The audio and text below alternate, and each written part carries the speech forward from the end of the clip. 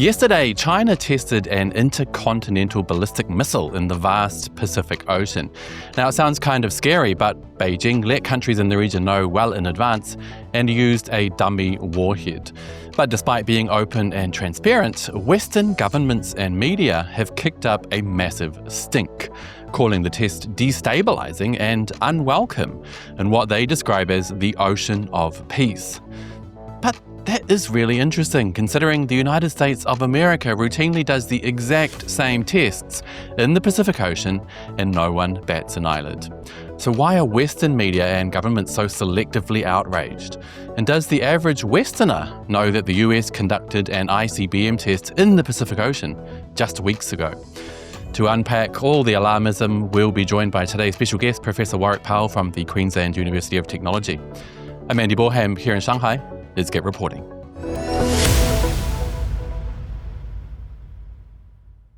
Yesterday, the Chinese People's Liberation Army Navy conducted an historic submarine-based flight test of an intercontinental ballistic missile carrying a dummy warhead into the Pacific high seas. China Daily reported that this was the farthest trial of any Chinese Navy missile to date, hitting its target precisely at 12:01 p.m. Foreign Ministry spokesperson Mao Ning emphasized that the process was safe, standardized, and professional, stressing it was a routine part of annual training and urging relevant countries not to over-interpret the event.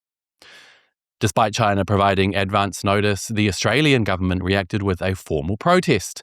Foreign Minister Penny Wong branded the test destabilizing to the region, a sentiment echoed by Richard Marles on the very day Australia signed the Ocean of Peace Defence Agreement with Fiji.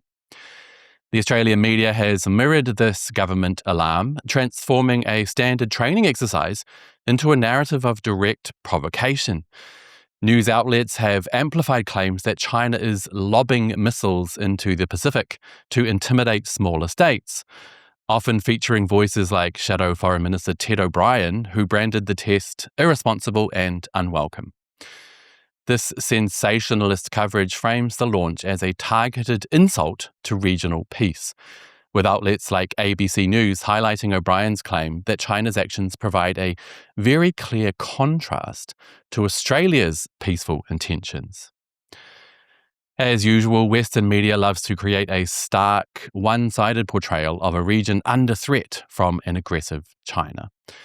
But as viewers of this show know full well, that alarm is at odds with reality. And there is one key piece of evidence that even you may not know about, and that is that the United States frequently launches unarmed intercontinental ballistic missiles over the Pacific, with tests occurring as recently as March and May of this year. Does the Australian public know of these tests? Did the Australian media label those tests destabilizing and aggressive? Of course not, because this level of condemnation is exclusively reserved for China. Now, to help us unpack these biases, we're joined by Professor Warwick Powell from the Queensland Institute of Technology. Professor, welcome back to the show. It's good to be with you again, Andy. Long time. Now, the reaction from Australian media has been intensely alarmist, framing this routine training exercise as a direct and hostile provocation rather than a standard and, quite frankly, a common military procedure. Now, the Sydney Morning Herald, which presented the launch as calculated strategic threat, featured analysis from none other than Justin Bassey, the executive director of the Australian Strategic Policy Institute, a group that specifically receives funding directly from US weapons manufacturers and aims to scare ordinary Australians into believing that China is a threat, just so that those companies can make millions of dollars selling weapons to your country. Now, he said, this test firing represents an escalation in China's ongoing military expansion and sends a deeply concerning strategic signal to Australia and the wider Indo-Pacific. Now, Professor, considering these portrayals of China lobbing missiles and sending concerning strategic signals to its neighbours, how do you evaluate the Australian government and media's response? Is this a measured analysis of a military event, or are we witnessing a case of strategic scaremongering? Well, I'd suggest that it's actually just a function of a centuries plus of deep anxiety from the Antipodeans down here in the Southern Hemisphere insofar as their own displacement is concerned as European settler colonies in Asia. And these concerns, these anxieties about Asia and China in particular, go back in Australia at the very least to the middle of the 19th century.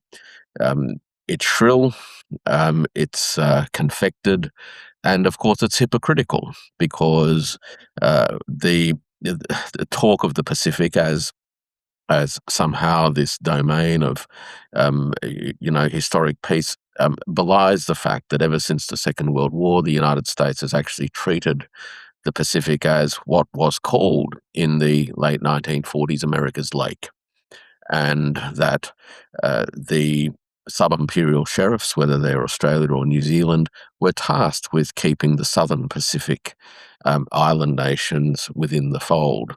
So, within that context, I think it's it's a little bit rich, it's a little bit anxiety ridden, and it's entirely over the top.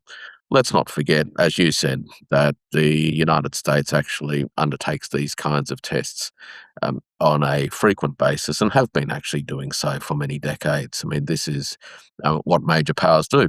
The real issue here is that China has demonstrated its capacity to go well beyond the second island chain, to also demonstrate its capacity with its nuclear deterrence trifecta, and to ensure that people well and truly understand that China has the capacity to ensure that any attempts to pursue encirclement and aggression on China's territories will not only be met in kind within the local theatre, but could potentially extend much further on. Put simply, if you're going to threaten Shanghai or Guangzhou, then San Francisco and Los Angeles are also within our sights.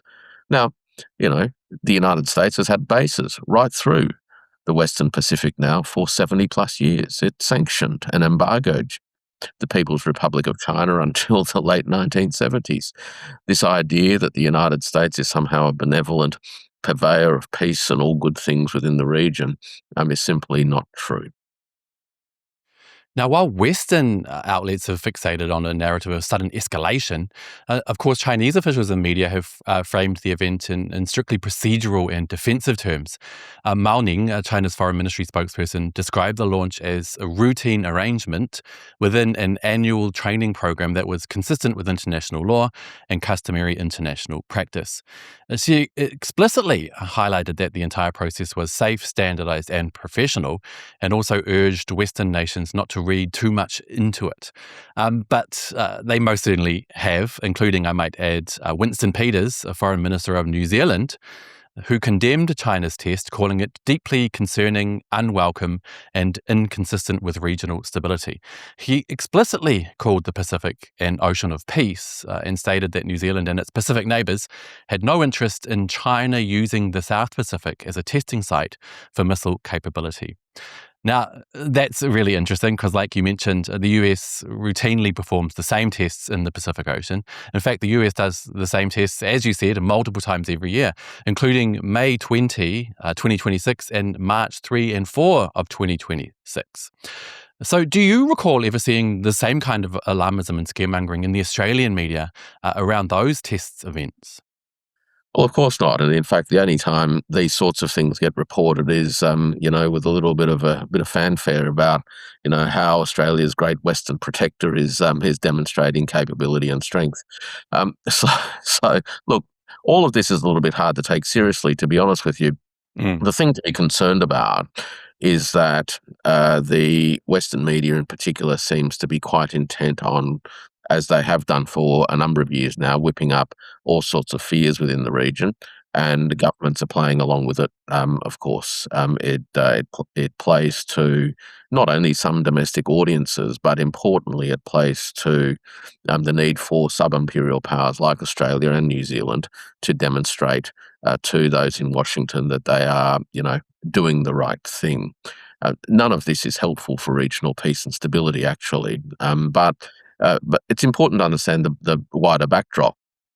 the reality is that after 70 odd years of being contained and being hemmed back by American and allied military capabilities within the Western Pacific, China has actually been able to break the first island chain. It broke that, in my view, probably about 10 years ago, though different people will have a different take on it. But the balance of power in the Western Pacific and in Southeast Asia has fundamentally changed. There is no going back to the status quo ante, and all of this shrill scaremongering contributes to the risk of creating an escalation in the region rather than one that promotes diplomatic solutions and long-term rearrangement of the security architecture in Asia that actually recognizes the legitimate interests of the biggest power in the region. Now, until the West comes to grips with that, comes to grips with this fundamental change in the balance of power, then they are going to persist in actions that can lead to what people in the game called a security dilemma, which is that the more you do things in the name of enhancing security, the worse the security situation becomes. And unfortunately, I think from the point of view of the Western powers and those who have benefited historically from America's protective umbrella, every time they respond and react in this kind of way, they actually make things worse for themselves. Just one last question for today, Professor. In your opinion, what is the West's aversion to China having the ability to defend itself militarily? And why does one test from China evoke so much alarm in Western governments and media? Well, they'll jump on anything, of course, and any particular incident will be used to amplify threat claims and to justify the misguided policies such as AUKUS, right? This idea that Australia is going to commit $368 billion to a bunch of never-to-appear submarines, largely so that Australia can participate in America's own ambitions, right? So, that's what this is largely for. It creates an environment that manufactures ongoing consent for an intensified military-industrial complex grift. And there's a bunch of stakeholders who, of course, are substantial financial beneficiaries of this kind of instability. Professor Warwick Powell, thank you so much for your time today. Absolute pleasure. And on that note, that will be all for today, you guys. But as always, I'd love to hear your thoughts. Why are China's routine training tests branded as destabilizing, while identical US launches in the same region are met with total silence? And is Western media providing a genuine analysis of regional security, or are we just seeing selective outrage used as a tool for strategic competition? Do let me know down below, and don't forget to hit like and subscribe if you haven't already. It really does help the channel. I'll see you all next time. Bye-bye.